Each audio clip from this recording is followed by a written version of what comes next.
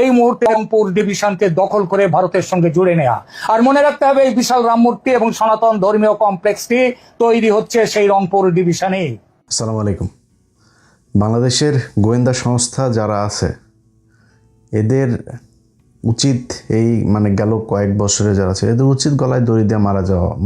আমি হাসিনার সময় হাসিনা তো ইচ্ছা করেই করতো, হাসিনার পরে যারা ছিল ডিজিএফআই, এনএসআই, পুলিশের বিভিন্ন গোয়েন্দা সংস্থা যারা আছে, রাজনীতিবিদ, এদের সবার বাংলাদেশের এদের গলায় দড়ি দিয়ে মারা যাওয়া উচিত। আমি পিনাকি দাদা এই রংপুরের গাইবান্ধার এটার পলাশবাড়ির রাম মন্দিরের কথা যখন ভিডিওটা লিঙ্কটা আমার পাঠানোর পরে আমি একটু পরে লিঙ্কে ঢোকার পরে দেখি এটা দেখে আমি বিশ্বাস করতে পারছিলাম না। আমি মনে করছিলাম যে বোধহয় এটা এআই দিয়ে বোধহয় বানানো। এই দেশের রাজনীতিবিদ, এই দেশের ধর্মীয় নেতা, এই দেশের সাংবাদিক, গোয়েন্দা সংস্থা কোথায় আছে?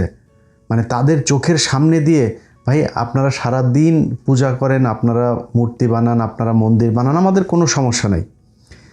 বাংলাদেশের এই বাংলা, বিহার, উড়িষ্যা, এখনো পর্যন্ত কলকাতাতে আপনি খুঁজে দেখেন তো রাম মন্দির আছে কিনা এরকম একটা। এই পুরো বাংলা, বিহার, উড়িষ্যার বৃহৎ বাংলা যেটা, আপনি খুঁজে দেখেন তো যে কোন জায়গায় ওইদিকে আপনি আসামে যান, মণিপুরে যান, নাগাল্যান্ডে যান, কোন দিকে আছে আমাকে বলেন। রাম মন্দির কেন বানাইতে হবে? এটার পেছনে একটা বিশাল আকারের পরিকল্পনা ভারতের ছিল। সবার আগে প্রশ্ন হলো যে যেই ব্যক্তি আলু পটল বিক্রি করা এক ব্যক্তি ভ্যানে করে যে সবজি বিক্রি করত, সে হঠাৎ করে এরকম বিশাল মন্দিরের তার কাছ থেকে টাকার হিসাব নিতে হবে যে সে টাকা কোথায় পাইল। এরপরে আস্তে আস্তে যাইতে হবে গোয়েন্দা সংস্থার যে কিভাবে হইলো, কারা ফান্ডিং করলো, কেন ফান্ডিং করলো, এটার পেছনে কি। আপনাদের নিশ্চয়ই মনে আছে যে ভারতে এক রাম মন্দিরের কথা বলে তারপরে তারা অযোধ্যাতে একটা মসজিদ ভেঙে ফেললো এবং সেইখানে সবশেষ তারা মন্দির বানিয়েই ছাড়লো। মসজিদের জন্য জায়গা দিয়েছে অন্যদিকে, বাট ওইখানে তাদের মন্দির বানাইতেই হবে, ওইটা তাদের এখন আপনি আমরা থাকবো না। অনেক বাংলাদেশের বহু পয়সাওয়ালা, বহু ক্ষমতা সম্পন্ন লোকজন এখন কথা বলার সময় জায়গায় জায়গায় তারপরে বলতে পারে, বাট আপনি অনেক টাকা পয়সার মালিক হয়েছেন, বিশাল ক্ষমতার মালিক হয়েছেন, আপনি আপনার সন্তানকে এই দেশে রেখে যাবেন। আজ থেকে 50 বছর, আজ থেকে 100 বছর, 200 বছর পরে বলবে যে এটা হচ্ছে গিয়ে রামের পুণ্যভূমি, এই দেশ পুরোটাই আমাদের দিয়ে দাও। একজন হিন্দু নেতা, তার বক্তব্য শোনার পরে শরীরের প্রতিটা লোম দাঁড়িয়ে গিয়েছে। বক্তব্যটা শোনেন। রাম মূর্তি কতটুকু হবে, কত ইঞ্চি হবে, সেটা ঠিক করবে দেশের হিন্দুরা। তোরা ঠিক করার কে? রাম মন্দির দেখা গেল কি দেখা গেল না? তোরা যদি রাম মন্দিরকে ভয় পাস, তোরা প্রয়োজনে পলাশ বাহিনী যাস না, তোরা প্রয়োজন বোধে গাইবান্ধা থেকে অন্য জেলায় চলে যা। রাম মন্দির প্রতিষ্ঠা হবে। এই বাংলাদেশের রাম মন্দির প্রতিষ্ঠা কেউ ঠেকাতে পারবে না। বাংলাদেশে এমন কোনো শক্তি নাই যে রাম মন্দির প্রতিষ্ঠা ঠেকায়। রাম মন্দির আপনারা প্রতিষ্ঠা করেছেন, রাম মন্দির হবে এবং আগের চাইতে অনেক সুন্দরভাবে রাম মন্দির হবে। সারা বাংলাদেশের লোক সেখানে যাবে। আজকের এই ছাত্র এবং ছাত্র যুবদেরকে আমি ধন্যবাদ জানাই। অল্প সময়ের মধ্যে একটি প্রতিবাদ তারা করেছে, প্রতিবাদের সূচনা তারা আজকে করেছে এবং ঘোষণা দিয়েছে যতদিন পর্যন্ত পলাশবাড়ীতে রাম মন্দির নির্মাণ না হবে ততদিন পর্যন্ত এই ছাত্র জনতা সারা বাংলাদেশে আন্দোলন করবে। যেহেতু তারা ঘোষণা দিয়েছে, আমি এই দেশের হিন্দু ছাত্র এবং যুবদেরকে চিনি, যেহেতু তারা ঘোষণা দিয়েছে, তারা এই ঘোষণার ফল না পাওয়া পর্যন্ত ঘরে ফিরবে না, এটা আমার বিশ্বাস। চিন্তা করেন, বাংলাদেশে বসা বাংলাদেশের 92% মানুষকে বলে এই দেশ থেকে তাদেরকে চলে যেতে হবে তাদের রাম মন্দির বানানোর জন্য। এই গেল কয়েকদিনে, এই এক সপ্তাহের ভেতরে কয়েকটা মিছিল তারা বের করেছে। সেই মিছিলগুলোর ভেতরে তাদের যেই দেশীয় অস্ত্রপাতি, কোমরে আরও ভেতরে প্যান্টের ভেতরে কী ছিল সেটা তো জানি না, উপরে যা তারা দেখিয়েছে ত্রিশূল মিশুল এগুলো দিয়ে, তারপরে যেইভাবে রাস্তায় তারা অস্ত্রের ঝনঝনানি দেখিয়েছে, বিশ্বাস করতে কঠিন হচ্ছে এখনও তারেক রহমান ক্ষমতায় না শেখ হাসিনা ক্ষমতায়। যদি নাকি মনে করেন ভারতীয় দালালদেরকে এইভাবে সুযোগ দিবেন, আমরা কিন্তু বিএনপির ব্যাপারে আমি তো একদম নিশ্চুপি হয়ে গিয়েছি। কারণ বিএনপির কি আমি এর আগের ভিডিওতে বলেছি যে বিএনপির ব্যাপারে আমার ব্যক্তিগতভাবে আমি পজিটিভ অনেক কিছু দেখেছি যে কাজগুলো হচ্ছে, বিশেষ করে ভারতের সাথে, তারপরে পাকিস্তান, চীন, টার্কি, ইউএসএ, এসব দেশের সাথে বিভিন্ন চুক্তি, বিভিন্ন দেশের পররাষ্ট্রমন্ত্রীরা আসা, ভারতের সাথে পুশিন নিয়ে সীমান্তে যে উত্তেজনা, এসব সব কিছু মিলায় আমি মনে করছি যে বিএনপি সরকার এই দেশের মানুষ যা চায় তারা তাই করতে যাচ্ছে। এই কারণে আমরা কিন্তু চুপ হয়ে আছি। কিন্তু আপনারা যদি মনে করেন যে এইভাবে তাদের আস্ফালন করতে দিবেন, তাহলে কিন্তু আমরা মনে করব অন্য কিছু। এখনও কিন্তু আপনারা মানে আমাদের পর্যবেক্ষণের ভেতরে আছেন, এখনও ফাইনাল কোনো রেজাল্ট আমরা পাইনি। অতএব আপনাদেরকে সিদ্ধান্ত নিতে হবে, এরা এইভাবে প্রকাশ্যে এই দেশের আইন না মেনে তারপরে তারা বলবে যে একটা ধরে মুসলমান ধর, তাদেরকে এই কর সেই কর, এই ধরনের প্রকাশ্যে মিছিল করেছে তারা। শোনেন মিছিলের সে ভাষাগুলো।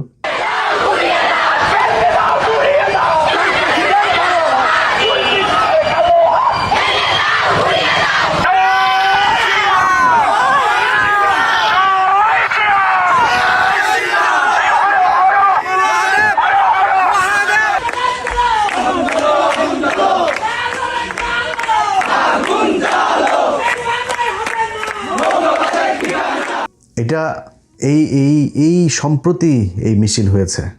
তারা যে ভাষা, যেইভাবে যে বডি ল্যাঙ্গুয়েজ, তাদের পেছনে একটা গভীর শক্তি কাজ করছে, যারা তাদেরকে উস্কানি দিচ্ছে যে বাংলাদেশে একটা সাম্প্রদায়িক দাঙ্গা বাধাইতে হবে।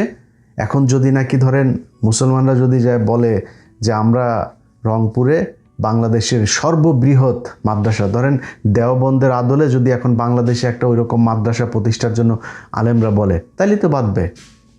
আমার দেশে হইতে পারে না মাদ্রাসা। আমি মনে করি আলেমদের এখন উচিত তাদের মূল যে টার্গেট সেটা হচ্ছে রংপুর গাইবান্ধার এই অঞ্চলকে, এই যে চিকেন নেক, এটা হাসিনার সময়ের থেকে আস্তে আস্তে তাদের ধর্মীয় লোকজনকে ওইখানে নিয়ে মোটামুটি ওইটাকে পুরো তাদের অধ্যুষিত এলাকা বানায় তারপরে চিকেন নেকটাকে একটু লম্বা করা, এটা ছিল মূল টার্গেট। আর বাংলাদেশও তাদের দখলে ছিলই। দেখেন, বিষয়টাকে যত ছোট করে, যত মানে তুচ্ছ তাচ্ছিল্য করে দেখতে চাবেন, বিষয়টা এরকম না। এই ভারত এর আগে ঠিক একই ঘটনা দিয়ে, একই রকম কাহিনী করে, নাটক সাজিয়ে তারা ভারতের একাধিক রাজ্য তাদের আশপাশের থেকে তারা দখল করেছে। এই যে আজকের যে হায়দ্রাবাদ দেখছেন, এই হায়দ্রাবাদের তখনকার যে নিজাম ছিল, পৃথিবীর সবচাইতে ধনী রাষ্ট্রের মধ্যে একটা ছিল এই হায়দ্রাবাদ। স্বাধীন রাষ্ট্র ছিল, যখন কিনা আপনার ব্রিটিশরা এই 47-এ করে দিয়ে গেল, আপনার আলাদা করলো পাকিস্তান, ভারত, এর মধ্যে এই হায়দ্রাবাদ, জুনাগড়, গোয়া সহ কয়েকটা রাজ্য তারা একসাথে হয় না। তারা বলেছে আমরা ভারতের সাথেও থাকবো না, পাকিস্তানের সাথেও থাকবো না। এই হায়দ্রাবাদের নিজাম তিনি পাকনামি করে তারপর এটা বলল কয়েক মাসের মাথায়, কয়েক দিনের মাথায় আপনার ইন্ডিয়া তাদের ওইখানে বলল যে আমাদের হিন্দুদের উপরে নির্যাতন হচ্ছে। এটা বলে তারপরে হিন্দুদের সাথে করে আপনার ওইখানে তাদের সেনাবাহিনী ঢুকে কয়েকদিনের একটা অপারেশনে কয়েক হাজার মানুষকে, সেখানে মুসলমানদেরকে হত্যা করা হয়েছে, হাজার হাজার নারীদেরকে সেখানে ধর্ষণ করা হয়েছে, করে তারা পুরো হায়দ্রাবাদটা নিয়ে নিল। জুনগর একই কাজ করেছে। গোয়াতে একটা ছোট্ট নৌকার মধ্যে আগুন দিয়ে তারপরে পুরো গোয়াটাকে দখল করে নিয়েছে। বলেছে যে এটা একজন হিন্দু সেখানে মাছ ধরতে গিয়েছিল, তার উপরে সাম্প্রদায়িক হামলা হয়েছে। এই কথা বলে তারপরে তার এই ইয়েটার মধ্যে, আপনার নৌকার মধ্যে আগুন ধরিয়ে দিয়ে বলল যে আমাদের এখানে সাম্প্রদায়িক হচ্ছে, আমাদের এখানে ইন্টারভেনশন করতে হবে। তারা যা সেখানে সেনাবাহিনী ঢুকাই দিয়ে গোয়াটারে দখল করে নিল। এরপরে সিকিম কিভাবে করেছে, পরবর্তীতে আরও কয়েকটা রাজ্যের, এগুলো আপনারা জানেন। সো আমাদের এখানে তারা যেটা এখন করতে চাচ্ছে, এই সাম্প্রদায়িক দাঙ্গা বাধায় তারপরে এখানে একটা মিলিটারি একটা ইন্টারভেন করতে চায়। সো আমার প্রথম কথা হচ্ছে যে সরকারের কাছে, সরকার কি মানে সেই আগের মতো পায়ে ধরে থাকতে চায় নাকি সম্মান নিয়ে থাকতে চায়, সেটা আমাদের কাছে পরিষ্কার হইতে হবে। আজকে যদি নাকি এই হায়দ্রাবাদ, জুনগর, সিকিম সেগুলোর মতো করে যদি আমাদের এইখানে করতে চায়, আমাদের কি কি করণীয় আছে, আমাদের কোন প্রস্তুতি নিতে হবে, কি করতে হবে, সেটা আমাদের এখন করতে হবে। আপনি এই যে এই ধরনের তাদের কিছু নেতা আছে, যেমন গোবিন্দ বাংলাদেশের বিভিন্ন আপনার সামাজিক সাংস্কৃতিক অনুষ্ঠানে যাবে, ইভেন তার অনেক মুসলমানের সাথেও তার বিশাল ভালো সম্পর্ক, এমনভাবে কথা বলবে মনে হবে যেন তিনি জামাতের প্রশংসা করে, সে বোঝায় যে সে খুবই অসাম্প্রদায়িক একজন মানুষ এবং খুবই এই গোবিন্দর পরিচালিত তার যুব জোট, তারপরে হিন্দু এই যে লাভ জেহাদ, তারপরে হইল গিয়া তার কুরুক্ষেত্র, এরকম কয়েকটা গ্রুপ খুলে তারা সেই গ্রুপের ভেতরে একদম ওপেনে ডিক্লেয়ার দিয়ে মুসলমান মেয়েদেরকে তারা এই প্রেমের ফাঁদে ফেলে তারপরে সেখানে করে, এক হিন্দু আরেক হিন্দুকে সাহায্য করে মুসলমান মেয়েদেরকে তার গর্ভে সন্তান দিয়ে তারপরে তাদের ভেঙে যাওয়া, তাদের পরিকল্পনা, মানে এটা তাদের বিশ্বাস যে তারা মুসলমানদের পেটে এইভাবে তাদের সন্তান দিতে দিতে একসময় এখানে সব নাকি তাদের ধর্মের লোক হয়ে যাবে। একদম ওপেনে তাদের গ্রুপের মধ্যে, আমি 15 মিনিটসের প্রোগ্রাম করেছি সেগুলো নিয়ে, তাদের গ্রুপের কোনো ব্যবস্থা নেয়নি তখনকার সরকার, এই ইউনূস সরকার কোনো ব্যবস্থা নেয়নি।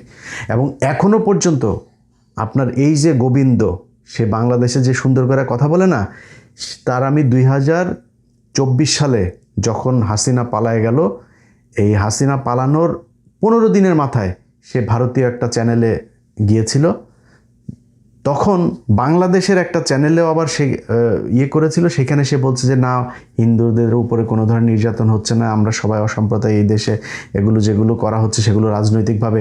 সে ভারতীয় এক চ্যানেলে গিয়ে, তাদের জাতীয় চ্যানেল, সেইখানে গিয়ে সে কি বলে এসেছে আপনি শোনেন, তারপরে বুঝতে পারবেন যে সে কত বড় হিপোক্রেট এবং কত গভীর ষড়যন্ত্র সে ভারতের সাথে করে। তার বক্তব্যটা শোনেন। बांग्लादेश में हर दिन किसी न किसी जगह पर हमला हो रहा है, जमीनों पर कब्जा, लड़कियों का अपहरण, बलात्कार, झूठ धर्म का अपमान करने बयाने गांव के गांव जला जा रहा है, घर व्यवसाय लूटपाट धर्मांतरकरण किया जा रहा है। परिणाम स्वरूप हिंदू देश सरकार भाग गया है। এটা হচ্ছে এই গোবিন্দদের আসল চরিত্র।